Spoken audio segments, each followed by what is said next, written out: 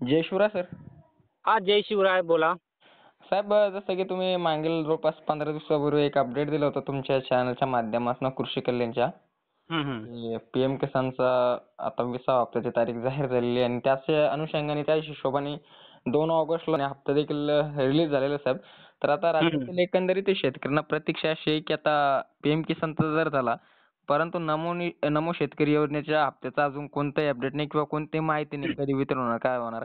तर या संबंधीची थोडक्यात माहिती आहे आणि त्याचबरोबर बऱ्याच काही शेतकऱ्यांना पीएमचा देखील लाभ भेटला नाही आणि नवीन हप्ता भेटण्यासाठी जे की कोणते प्रॉब्लेम्स न हो अशी थोडक्यात माहिती. तर शेतकऱ्यांना सांगू इच्छितो की मागच्या 2 तारखेला म्हणजे 2 ऑगस्टला पीएम किसान योजनेच्या 20व्या हप्त्याचं वितरण झालेलं आहे आणि शेतकऱ्यांना प्रतीक्षा लागलेली आहे नमो शेतकरीच्या 7व्या हप्त्याची.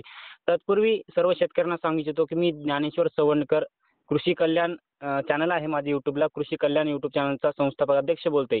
त्यामुळे सर्व शेतकऱ्यांनी कृषी कल्याण चॅनलला सुद्धा सबस्क्राईब करावे. सर्च करून कृषी कल्याण जर टाकलं तर आपल्या चॅनलचं नाव येईल. त्यामुळे सर्वांनी त्यासुद्धा चॅनलला सबस्क्राईब करावे. तर येऊयात मूळ मुद्द्यावरती. मागच्या 2 तारखेला पीएम किसानचा 20वा हप्ता जमा झाला. कारण की बऱ्याच साऱ्या शेतकऱ्यांना तो मिळाला सुद्धा. कारण की काही शेतकऱ्यांना मिळाला पण नाही. आता काही शेतकऱ्यांना लँड सीडिंग, आधार सीडिंग प्रॉब्लेममुळे तो हप्ता मिळाला नसेल.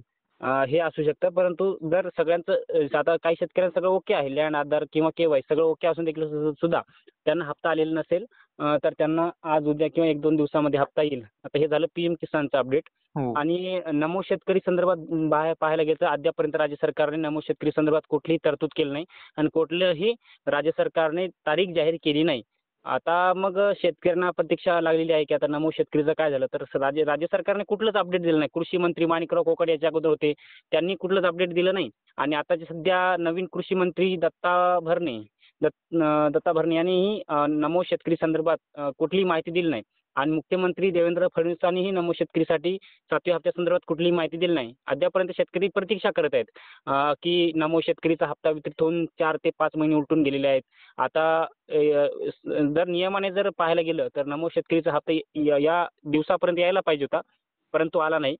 त्यामुळे राज्य सरकारला नमो शेतकरीसाठी जर हप्ता वितरित करायचा असेल तर तरतूद करावी लागेल. नमो शेतकरीच्या 7व्या हप्त्यासाठी 2200 कोटी रुपये लागू शकतात. एकंदरीत राज्यातील 93,66,000 शेतकरी पात्र आहेत. 5 ते 6 लाख शेतकरी अपात्र झालेले आहेत. आणि जवळपास एक जी-आर काढावा लागतो मंत्रिमंडळ बैठकीच्या माध्यमातून नमो शेतकरीच्या 7व्या हप्त्यासाठी. तो जी-आर काढून नंतर राज्य सरकार तारीख जाहीर करेल. परंतु अद्यापर्यंत कुठलीही तारीख जाहीर केलेली नाही. हो. तेच म्हटलं साहेब.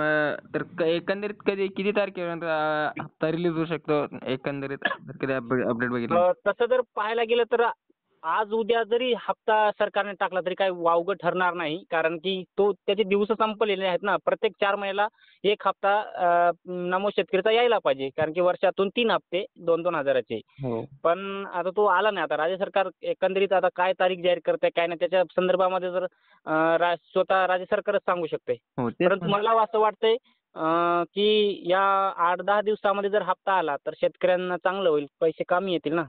नक्कीच. तेच म्हणा साहेब, कारण की बऱ्याच काही शेतकऱ्यांचे पीएम किसानच्या मागील व्हिडिओमध्ये खाली कमेंट्स होते की आता आणि त्याचबरोबर आता जर की चर्चा बघितली तर नमोची चर्चा झाली. म्हणलं साहेब आपण थोडक्यात अपडेट घेऊ. तर खूप खूप धन्यवाद साहेब.